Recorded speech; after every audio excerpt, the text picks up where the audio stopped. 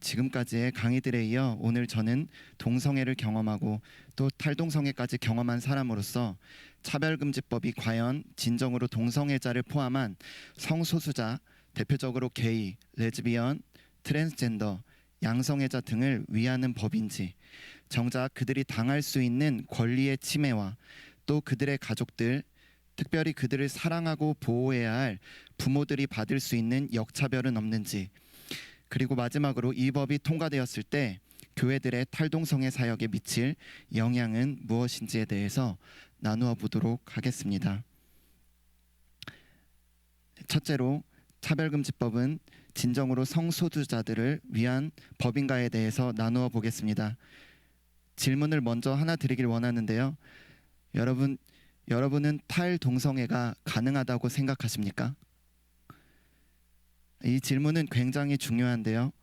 그 이유는 탈동성애나 탈트랜스젠더가 가능하다고 한다면 차별금지법은 정작 그 당사자들의 권리를 침해할 수 있게 되기 때문입니다.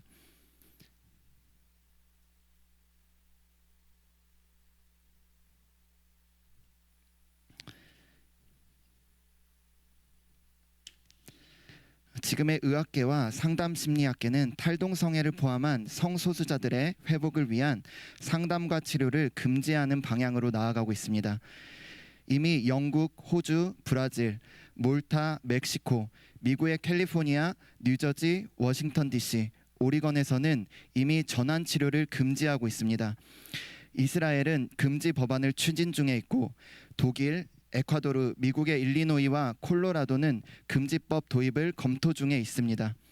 미국 하원 의회에서는 전환 치료를 연방법에 따라 사기에 포함시키는 법안이 상정 중에 있다고 합니다. 중국에서도 피해자에게 전환 치료를 대한 보상급을 지급하라는 법원의 판결도 있었습니다. 이러한 결정들은 탈동성애를 포함한 전환 치료가 부정적이게 인식되도록 작용합니다. 그렇다면 왜 그들은 동성애자들의 전환 치료를 금지하려고 하는 것일까요? 치료를 금지하는 주장들은 다음과 같습니다. 그 첫 번째 근거입니다. 1973년 미국 정신의학회는 질병 목록 DSM-3에서 동성애를 제외시키기로 결정하였습니다. 더 이상 치료가 필요한 질병이 아니라는 것입니다. 그러나 사실 이 결정은 과학적이고 객관적인 자료에 근거한 것이 아니고요. 동성애자들의 압력과 로비에 의한 정치적인 결정이었습니다. 이를 반대했던 정신과 의사들과 학계가 있었고 그래서 재투표까지 갔었지만 동성애 단체들의 회원들의 대상으로 적극적이고 조직적인 운동을 전개했기 때문에 재투표에서 기존의 결정을 뒤엎지 못했다고 합니다. 지금까지도 미국 내에 있는 동성애 단체들은 무시하지 못할 정도의 영향력을 미국 사회에 행사하고 있는데요. 이로 인해 모든 영역에서 동성애를 정상으로 인정하도록 만드는 사회적 분위기를 형성한 것입니다.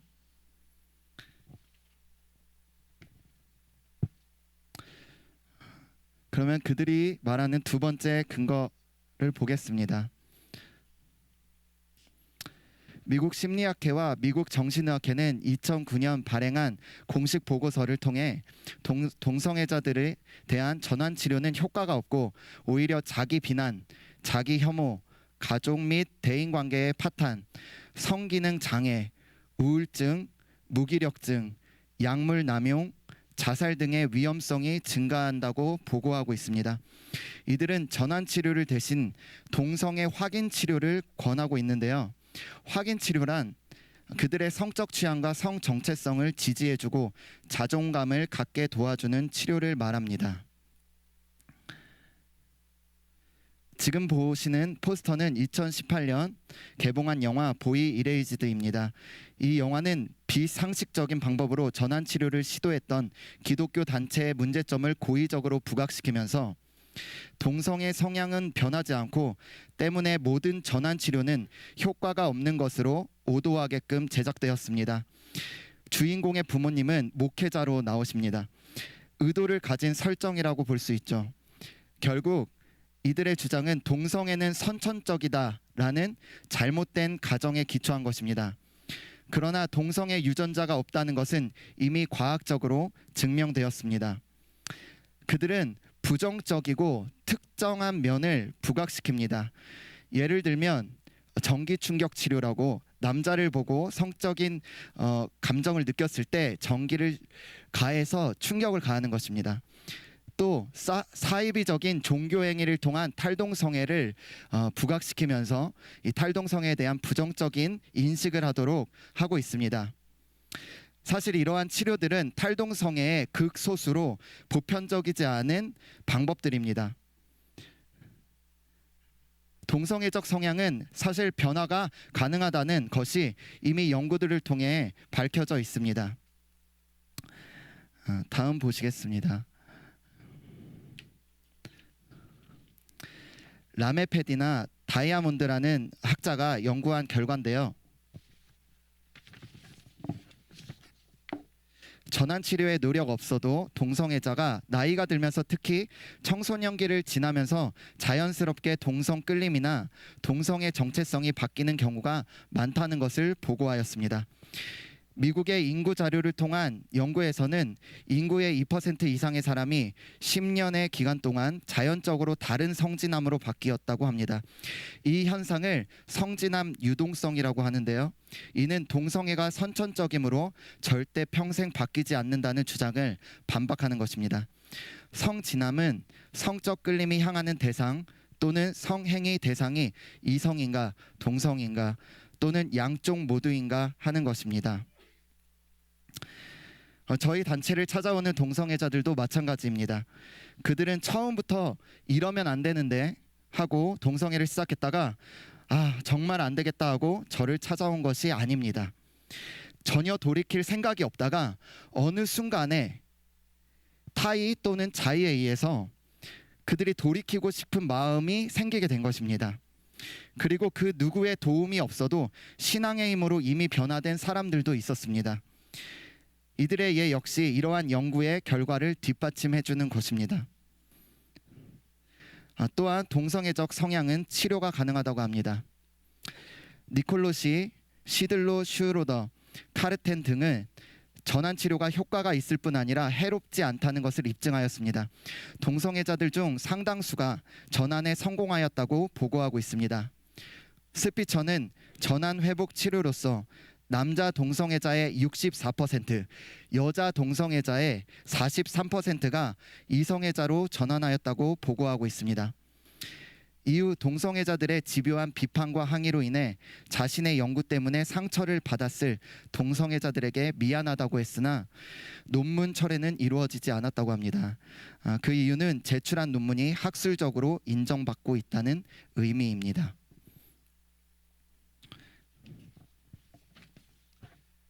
그렇다면 동성애는 후천적인 것이고 자연적으로 다시 원래대로 돌아오기도 하고 전환 치료도 가능한데 차별금지법이 통과된다면 자연스럽게 점진적으로 해외의 사례들처럼 언젠가는 탈동성애를 할 수 있는 기회의 자유를 빼앗기게 될 수도 있는 것입니다.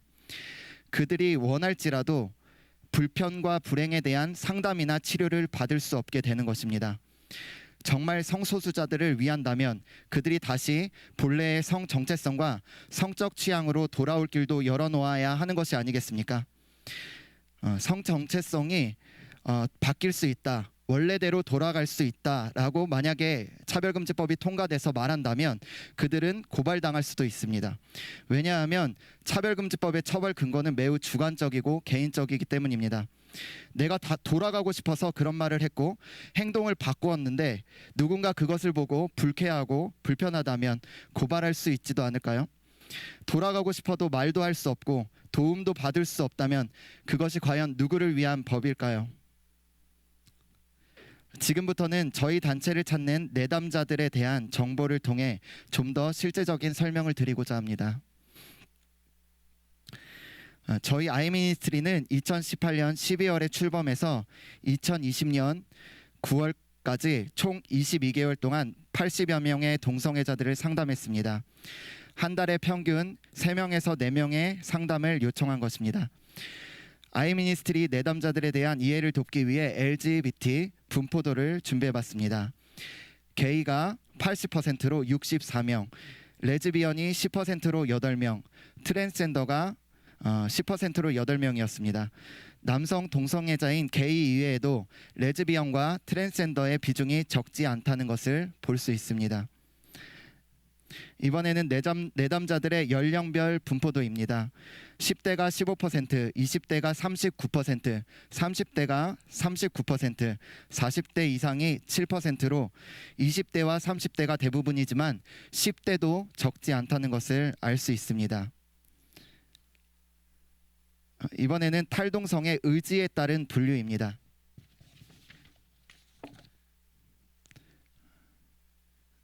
네.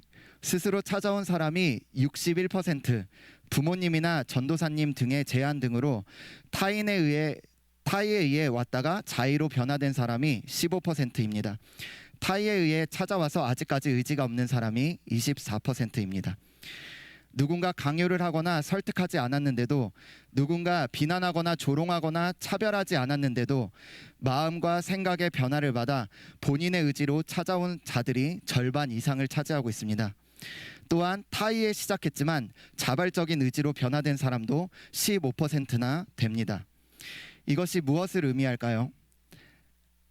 아까 연구 결과에서도 보셨듯이 동성애적 성향은 언제든지 원래대로 돌아가고 싶어질 수 있는 선천적인 것이 아니라는 것입니다.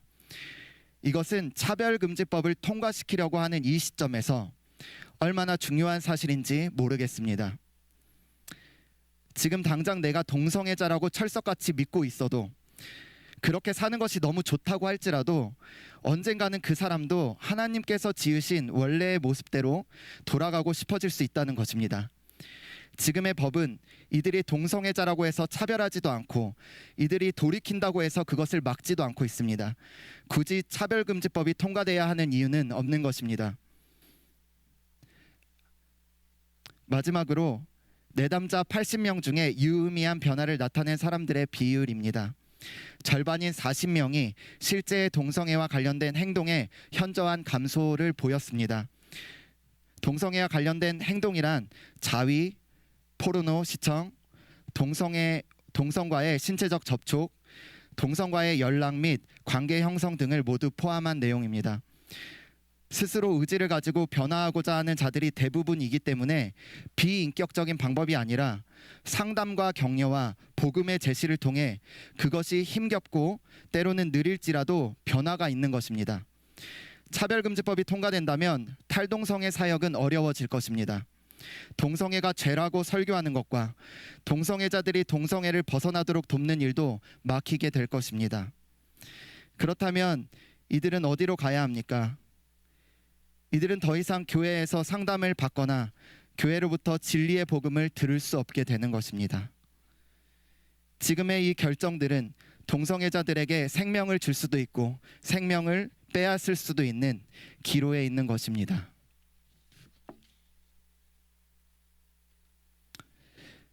만약 탈동성애를 하고자 하는 의지가 없고 여전히 동성애자로 사는 것이 너무 좋다고 한다면 이런 일들은 아무 상관이 없겠지만, 이미 동성애로 인해 불행해지고 그래서 그것에서 벗어나고 싶어진 사람들에게는 이러한 일들이 막히는 것은 너무나도 고통스러운 일이 될 것입니다.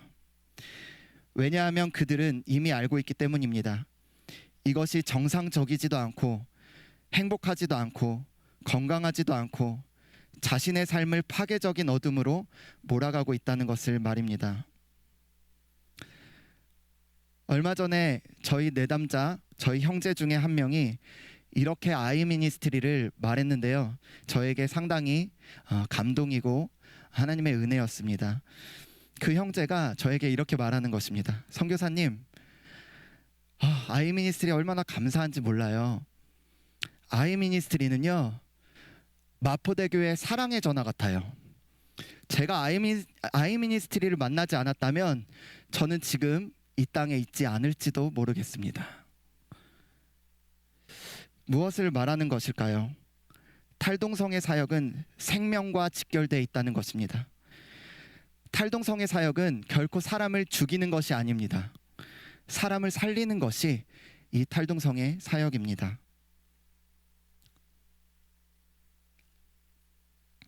스스로 성소수자가 되고자 할 수 있었다면 또한 그것에서 돌이킬 수 있는 자유를 존중받아야 합니다. 그들은 그들이 느끼고 경험하는 불편과 불행에 대하여 상담과 치료를 받을 수 있는 권리를 보장받아야 합니다.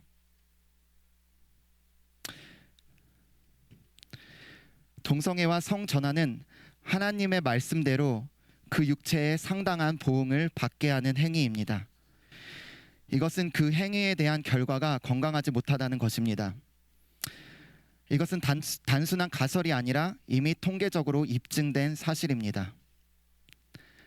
함께 보겠습니다. 국내 에이즈 감염자 수 통계입니다. 2019년 질병관리본부의 통계고요. 2019년 한 해 신고된 환자는 1222명입니다. 1885년 최초로 에이즈가 감염된 이래에 최고의 수치를 기록하였습니다. 남자는 90.9%, 여자는 8.9%로 남자의 비율이 현저히 많습니다. 20대는 438명, 30대는 341명, 40대는 202명으로 20대가 가장 많이 차지했습니다.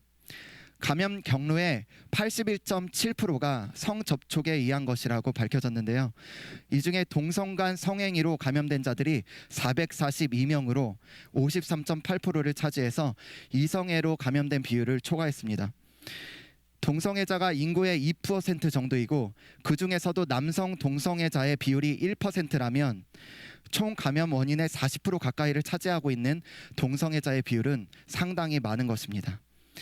미국은 전체 신규 HIV 감염자 4324명 중 67%가 게이 혹은 양성애자라고 밝히고 있습니다. 에이즈를 질병관리본부에서는 만성 감염 질환이라고 말하고 있습니다. 사실상 그렇지 않습니다. 에이즈는 엄청난 고통을 호소하는 질병입니다. 제가 동성애 커뮤니티 안에 있을 때도 또 아이미스테리 하면서 내담자를 볼 때에 내담자를 만날 때에 HIV 환자들을 종종 만나고 있습니다. 그들은요 만성 감염 질환이라고 하기에는 너무 많은 정신적 질환을 호소하고 고통 속에 있습니다. 이것은 그냥 덮어둘 이야기가 아니라 동성애자들에게 알려서 그들이 정말로 자신의 몸을 자신의 건강권을 보장받아야 할 내용입니다. 성전환 호르몬 대체 치료의 부작용입니다. 사춘기 이전에는 사춘기에 2차 성징을 늦추거나 억제하기 위해서 투여한다고 합니다. 그 결과 고환의 발달을 중단, 뼈 성장 중지, 골밀도 저하, 신체 조직의 발달 저해, 청소년 뇌 성장 중지, 영구적 불임 야기 등의 부작용이 있습니다. 2016년 로렌스는 연구에 따르면 성정체성 장애가 매우 어려서부터 나타나더라도 그중 80%에서 95%의 다수는 자라면서 본래의 성으로 돌아가게 된다라고 말하고 있습니다. 즉 소아 청소년기의 트랜스젠더임을 확인하거나 호르몬 치료 및 성전환 수술을 진행해서는 안 된다는 것입니다. 다음으로 사춘기 이후에는 이미 나타난 2차 성징을 억제하기 위해 반대 성 호르몬을 투여한다고 합니다. 그 결과 여자가 되기 위한 남자들에서는 혈액응고 장애, 고혈압, 심혈관 장애, 유방암 자극, 구토, 편두통, 정신우울증, 식욕 감퇴, 포도당 내성 증가와 고혈당, 담석증, 간수치 증가, 체중 증가, 중성지방 증가, 프로락틴 증가 등을 나타내고 있습니다. 남자가 되기 원하는 여자 집단에서는요 고지혈증, 심혈관 장애, 고혈압, 간 독성, 수면 무호흡증, 인슐린 저하를 높여 당뇨병 유발, 여드름, 대머리, 유방 자궁 내막 난소 조직의 장애, 중성지방 증가, 낮은 HDL 등이 있다고 합니다.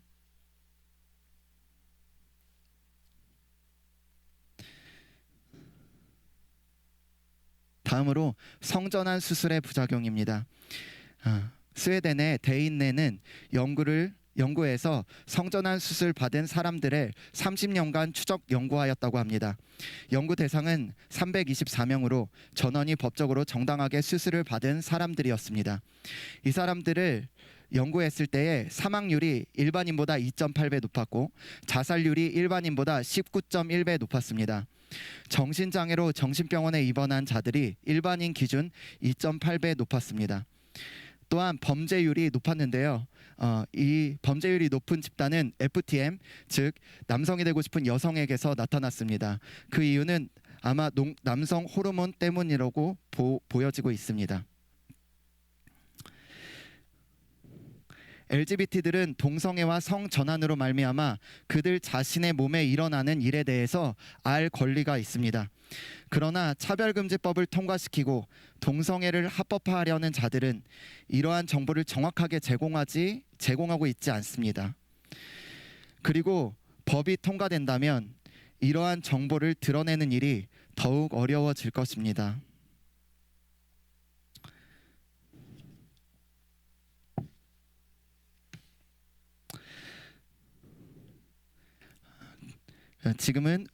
지금까지 우리는 차별금지법은 진정으로 성소수자들을 위한 법인가에 대해서 살펴보았습니다. 이제부터는 차별금지법 통과로 인해 성소수자들의 부모와 가족들이 겪게 될 역차별에 대해서 나누고자 합니다. 1973년 미국 정신의학회가 질병 목록에서 동성애를 삭제하기로 한 결정은 한국의 정신의학계, 심리상담학계에도 영향을 미치게 됩니다. 이로 인해 지금 대한민국에서도 정신과 병원이나 학교 내 상담실, 군대 내 상담실 등 모든 상담시설 등을 찾아가 동성애로 인한 고민을 호소하면 오히려 그들에게 격려를 해주고 그들의 부모를 설득하는 일들이 일어나고 있습니다. 이것이 확인 치료이죠. 저는 내담자들을 통해서 이러한 일들이 빈번하다는 것을 들어왔습니다. 제가 상담했을 때 고등학교 학생인데요. 이 어머니는 불신자입니다. 크리스찬도 아닌데 이 어머니가 저에게 울면서 찾아온 것입니다. 어머니 왜 그러십니까? 이렇게 여쭤봤더니 아니 학교에서 저희 아들이 성전환을 하고 싶어가지고 고민이 많아서 이렇게 학교 상담실을 다녔다고 합니다. 학교 상담실에서 이 아이에게 괜찮다. 이것은 이상한 것이 아니다라고 당연히 말했겠죠. 그리고 나서 이 상담 선생님이 어떻게 하였냐면 부모님을 학교 상담실로 불렀습니다. 그래서 이 학교 상담실에서 부모님에게 말씀하시기를 어머니 마음은 이해하지만 이 아이는 이제 용납받아야 된다. 이해받아야 됩니다. 이 아이를 성전환할 수 있도록 어머니께서 적극적으로 지지해 주십시오 라고 학교 상담실에서 말했다고 합니다. 이 어머니가 막 그 앞에서 울었는데요. 그래서 왜 우셨냐고 그랬더니 너무 어이가 없다는 것입니다. 너무 기가 차다는 것입니다. 내 자녀에 대한 권리가 빼앗기고 내 자녀에 대해서 내가 할 수 있는 이야기가 없구나. 이 학교에서 나를 이렇게 내 자녀에 대해서 권리를 행사할 수 없도록 이렇게 말하는구나 라고 하면서 말 못할 서러움에 엄청 울었다는 이야기를 들었습니다. 이미 해외에서는 부모의 동의 없이 어린 자녀에게 성전환을 적극 장려하는 일들이 일어나고 있습니다. 미국 오리건주에서는 15세 이상부터 부모에게 알리지 않고 주에서 비용을 지원하는 성전환 시술을 받을 수 있도록 허용하고 있습니다. 미국 미네소타 주에서는 학교가 부모의 동의를 받지 않고 자녀에게 성전환을 처치한 것이 알려져 부모가 학교를 상대로 소송을 제기하기도 했습니다. 캐나다 브리티시 콜롬비아 대법원은 남자가 되고 싶어하는 14살 딸이 부모의 동의 없이 호르몬 주사를 맞을 수 있도록 판결을 내렸고요. 부모가 딸에게 여성 대명사를 언급할 경우 폭력으로 간주될 것이라고 선언했습니다. 예를 들면 딸아 이렇게 하면 안 되는 것이죠. 아들아 이렇게 하면 안 되는 것입니다. 저희 안에서도 트랜스젠더 이제 형제분들, 자매분들 이 상담을 하면 제가 곤혹을 치릅니다. 진권 형제 이렇게 할 수 없잖아요. 그래서 진권 자매라고도 할 수 없고 신앙의 윤리, 이 마음의 그런 것 때문에 그래서 저는 요즘에는 그냥 진권 씨 이렇게 말하고 있습니다. 그래서 이런 여성 대명사를 언급할 경우 폭행, 폭력으로 간주하는 것이 이미 해외에서는 법안으로 이렇게 제시하고 있습니다. 영국에서는 자폐아 소년이 소녀가 되고 싶다며 사춘기를 늦추는 약을 먹겠다는 것을 말린 부모에게 학교로부터 정서적 아동학대라고 비난을 받고 부모가 영향을 미칠 수 없는 위탁 치료를 권유받았다고 합니다. 위탁 치료를 피하기 위해 이 부모님은 다른 지역으로 이사를 갔다고 합니다. 이미 확인 치료를 해주며 부모를 설득하는 방향으로 나아가고 있는 한국에서도 차별금지법이 통과된다면 이러한 일들이 또한 점차적으로 열리게 될 것이라는 것을 우리는 예측할 수 있습니다. 아이미니스트리 안에서도 부모의 동의 없이 호르몬제를 복용하는 청소년 또는 청년들이 있습니다. 또 성전환 수술을 준비하는 사람들도 있습니다. 또한 부모의 허락 없이 자신의 이름을 개명한 사례들도 있습니다. 이렇게 이미 차별금지법이 통과되지 않았음에도 부모의 권리를 박탈당하는 이러한 사례들이 우리나라에서도 있고 외국의 사례들을 통해서 우리는 차별금지법이 통과된 이후에 그런 어떤 상황이 벌어질지 충분히 예측할 수 있습니다. 2019년 8월 19일 대법원은 트랜스젠더들이 성별 정정을 신청할 때 더 이상 부모의 동의가 필요하지 않도록 예규를 개정하였습니다. 이 내용은 아직 성인들에게만 해당이 되지만 청소년과 어린 아이들에게 동성애의 성전환이 괜찮은 것이라고 가르치려고 하는 지금의 상황을 생각할 때에는 차별금지법이 통과된다면 한국에서도 부모의 동의 없이 국가의 도움으로 성전환을 하는 일들이 가능해질 것이라고 예측할 수 있지 않을까요? 이것은 사랑하는 자녀들을 보호하고 건강하게 양육할 부모들의 권리를 또한 침해하는 일이 될 것입니다.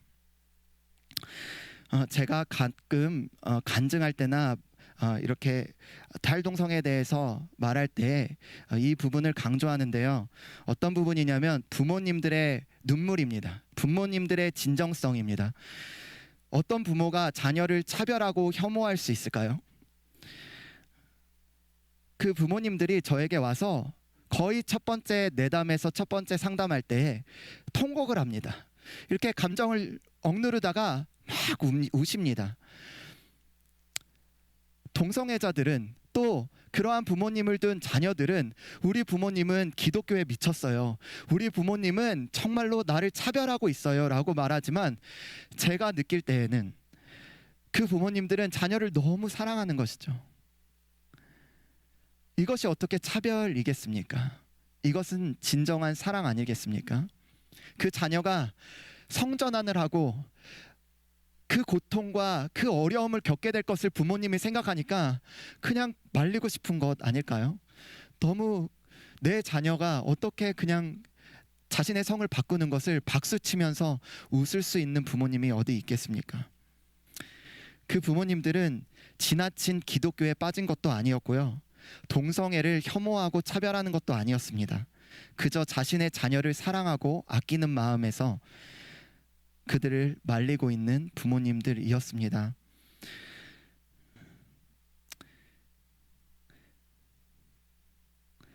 저는 아이미니스트리 사역을 하며 탈동성애 사역을 표방하지 않더라도 기존의 교회 안에서 그러한 영혼들을 위하여 기도하고 그들의 영혼을 돌보는 수많은 하나님의 사람들을 만났습니다. 그것은 참으로 놀라운 하나님의 은혜였습니다. 지금 유일하게 탈동성애를 돕는 곳이 있다면 그곳은 바로 교회입니다. 그러나 차별금지법이 통과된다면 탈동성애, 탈트랜스젠더를 원하는 자들이 더 이상 사역단체나 교회, 사역자들에게 도움을 요청하거나 받을 수 없게 될 것입니다. 그들의 가족들 또한 마찬가지입니다. 그들은 동성애에 대한 진실된 정보를 듣는 것을 넘어 쾌락으로 채울 수 없는 공허하고 목마른 심령에 복음의 생수를 얻을 기회마저 빼앗기게 될 것입니다. 이미 그들은 진리가 무엇인지 알고 있을지도 모르는데 말입니다. 누군가가 괜찮다고 그대로 잘 살라고 하는 말에 잠깐의 위로는 받겠지만 이미 그들은 하나님을 갈망하고 있지 않을까요?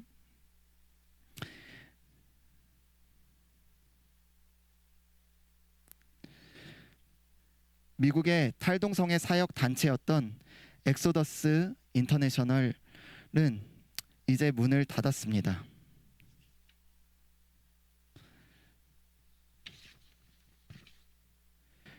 동성애자를 이성애자로 변화시키기 위한 엑스게이 운동을 주도해왔던 엑소더스 인터내셔널이 37년 만에 해산했다.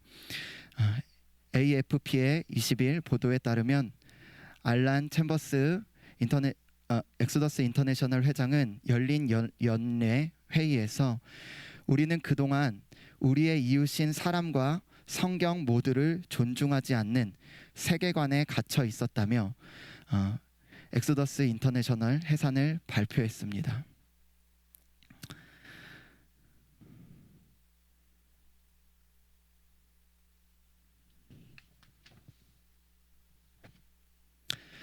그 사역단체가 문을 닫은 그 이유를 우리는 알 수 없습니다. 그렇지만 탈동성애를 반대하는 사람들은 이러한 사역이 열매가 없고 많은 사람들을 정신적으로 힘들게 한다고 했기 때문이라고 합니다. 히브리서 12장 4절에는 너희가 죄와 싸우되 아직 피 흘리기까지는 대항하지 아니하였다고 말하고 있습니다. 저는 탈동성애를 결심했을 때 동성애자가 싫고 나의 마음이 편하고 그렇지 않았습니다. 여전히 동성애가 좋고 탈동성애를 생각할 때 불안과 마음의 동요가 있었지만 피 흘리기까지 싸워야 한다는 말씀 붙들고 나의 자아를 부인하며 그곳에서 나왔습니다. 자아를 부인하는 것이 이것이구나. 나를 버린다는 것이 이런 것이구나. 얼마나 힘들었는지요. 심지어 이렇게 고백했습니다. 하나님, 제 마음에 동성애를 하고 싶은 마음이 평생 없어지지 않는다 할지라도 저는 다시는 그곳에 돌아가지 않겠습니다. 편안한 치료가 어디 있겠습니까? 갑지불이 없는 어둠이 어디 있겠습니까? 탈동성애자들의 씨름은 결과와 상관없이 그 자체가 하나님 앞에 귀한 것인 줄 믿습니다. 믿음이 없이는 하나님을 기쁘시게 하지 못하나니 하나님께 나아가는 자는 반드시 그가 계신 것과 자기를 찾는 자에게 상 주시는 이심을 믿어야 할지니라. 하나님은 탈동성애를 원하는 형제 자매들의 그 헌신과 그 수고를 기억하시고 반드시 선한 열매로 응답하실 것입니다.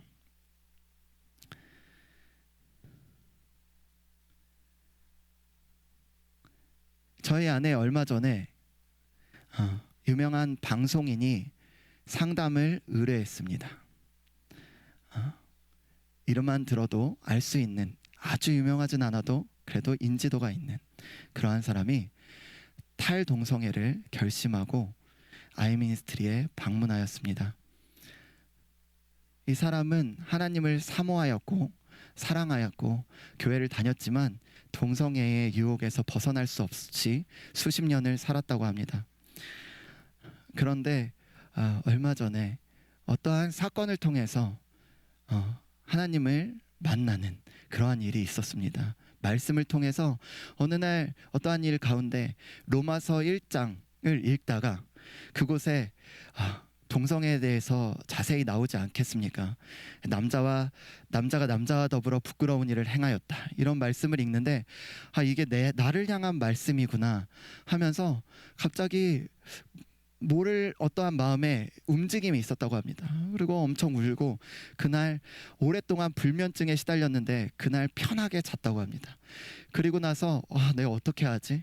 내가 어떻게 하면 탈동성애를 할 수 있을까? 생각하다가 인터넷을 검색하고 유튜브에서 아이미니스트리를 알게 된 것입니다. 이분이 이곳에 제가 차바를 준비할 때 어떻게 하죠? 정말 긴장이 많이 돼요. 이렇게 할 때 선교사님 제 이야기를 하세요. 제 이야기를 해서 정말 많은 사람들이 동성애가 얼마나 해로운지에 대해서 좀 알리길 원합니다. 이렇게 말씀하시더라고요. 또 제 말이 아니라 그분의 말이, 선교사님, 동성애 얼마나 나쁜지 아시잖아요. 동성애가 얼마나 그들이 말하는 것이 얼마나 틀렸는지, 또한 이 반동성애 운동에서 말하는 것이 얼마나 맞는지에 대해서 제가 재차 확인했습니다. 여러분들, 정말로 동성애는 앞서 공부한 것과 같이 많은 질병을 유발하고 많은 정신적인 어떠한 문제가 있고요. 또 그들의 문화, 건강하지 않은 문화도 존재하고 있습니다. 그것들이 꼭 알게 되고, 많은 사람들이 알게 되고, 특별히 동성애자들이 알게 되면 좋겠습니다. 탈동성애 사역은 이성애자로 변화시키는 것이 다가 아닙니다. 저는 물론 결혼을 했고 아이가 있습니다. 또한 저희 형제들이 저는 이성애자가 되기를 원합니다. 하나님이 지으신 정상적인 남녀의 아름다운 모습으로 살게 되기를 원합니다. 그러나 저는 그것은 부수적인 이야기라고 생각합니다. 탈동성애는 하나님을 사랑하는 것입니다.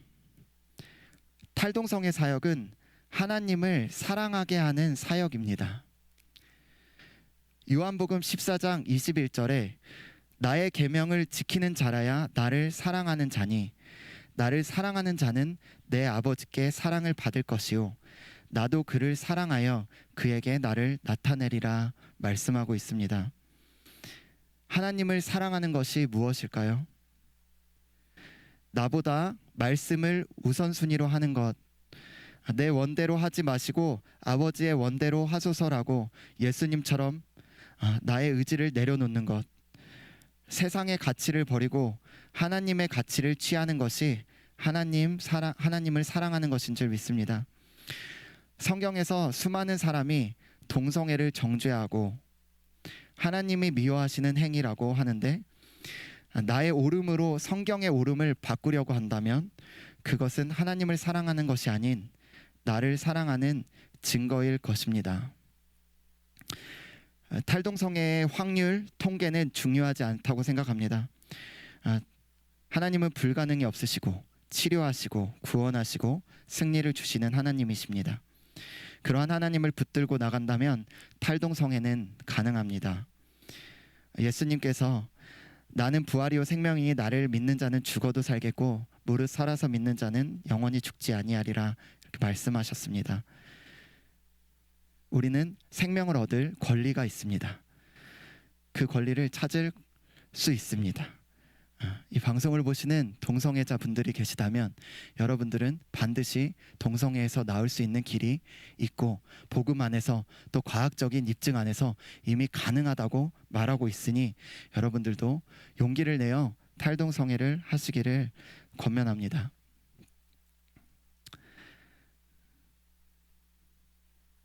한국에서도 해외에서 일어난 어두운 일들이 일어나지 않기를 원합니다. 교회가 깨어나 기도하고 하나님의 사람들이 일어나 막아서서 차별금지법이 통과되지 않아야 하겠습니다. 제가 철로역정 그림을 준비했는데요. 누구든지 예수 그리스도를 발견하면 생명을 얻을 수 있습니다. 제가 동성애자로 있을 때 예수님을 제가 모태신앙이고 평생 알았습니다. 말씀을 알았지만 그 예수 그리스도를 나의 생명의 주라고 또한 탈동성애를 할 수 있게 하신다고 믿게 되었을 때 제가 나올 수 있었습니다. 제가 많은 회개를 했고 어린 시절부터 수련회를 많이 다녔는데요. 동성애만은 버릴 수 없었습니다. 동성애는 버리기가 싫었습니다. 왜냐하면 너무 은밀하고 이것을 부모님에게 말하면 누군가에게 교회 목회자에게 말하면 제가 어려움을 당할 거라고 생각했습니다.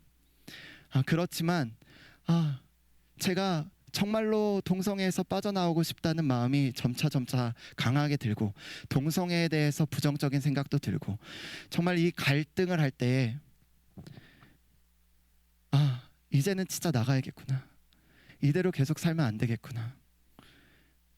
그렇게 결심하고 정말로 이 빛 대신 예수님께 달려갔습니다. 그때 저는요, 애인이 있었어요. 동성애 애인이 있었고 그 생활이 아예 청산된 것이 아니라 오히려 교회를 안 다닌 지 2년쯤이 되었을 그런 시점이었습니다.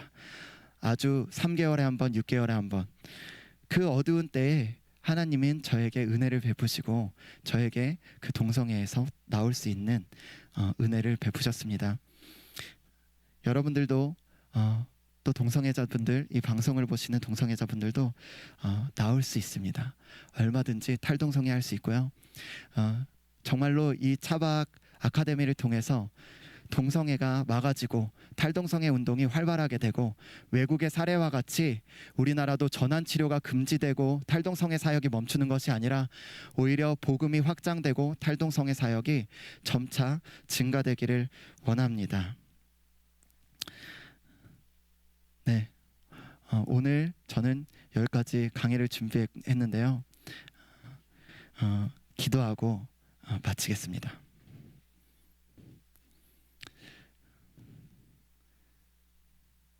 하나님 감사합니다. 지금 이때에 하나님 아이미니스트리를 일으켜 주시고 또한 하나님의 사람들을 일으켜 주심에 감사합니다. 하나님, 그 복음의 능력이 살아서 역사하게 하여 주십시오. 하나님, 정말 그 복음의 능력이 하나님 그 값진 예수 그리스도의 피의 그 갑이 하나님 지금 이 땅에 하나님 헤매고 있는 자신의 부르심과 하나님 자신을 지으신 하나님의 뜻을 모르는 헤매는 동성애자들에게, 트랜스젠더들에게, 하나님 소수자들에게 빛을 비추사 그들의 원래의 모습대로 회복되게 하여 주십시오. 하나님, 이 차별금지법 아카데미 하나님 통해서 하나님 이 포괄적 차별금지법이 막아질 뿐만 아니라 하나님이 한국 사회가 어두움을 몰아내며 하나님의 복음이 이 땅에 충만하게 되는 이 대한민국 되게 하여 주시고 열방의 빛이 되게 하여 주십시오.